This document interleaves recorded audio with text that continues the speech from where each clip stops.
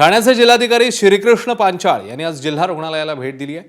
ठाणे जिल्हा रुग्णालयात अस्वच्छता असल्याने रुग्णालय प्रशासनाला जिल्हाधिकाऱ्यांनी निर्देश दिले आहेत।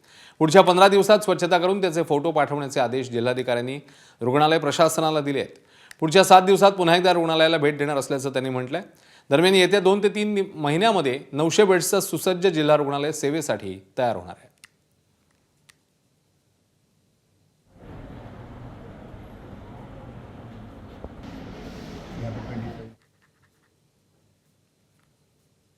हॉस्पिटलच्या प्रिमाइसेस मध्ये वेगवेगळ्या ठिकाणी स्ट्रक्चर चालू आहेत आणि साधारणतः 2 ते 3 महिन्यामध्ये 900 बेडचं एक सुसज्ज हॉस्पिटल तिकडे तयार होते। तिकडे शिफ्टिंग होईपर्यंत इथे सर्व स्वच्छता, पेशंट केअर याच्यामध्ये कुठेही तक्रार यायला नको, कॉम्प्रोमाइज व्हायला नको या पद्धतीच्या सूचना इथे दिल्या। पूर्ण हॉस्पिटलच्या परिसराची पेशंटचे जे वॉर्ड आहेत, IPD वॉर्ड आहे, OT आहे, लहान मुलांचा वॉर्ड असेल, मॅटर्निटी, त्याच पद्धतीनं ICU, सर्जिकल ICU याची तपासणी, पाहणी केली।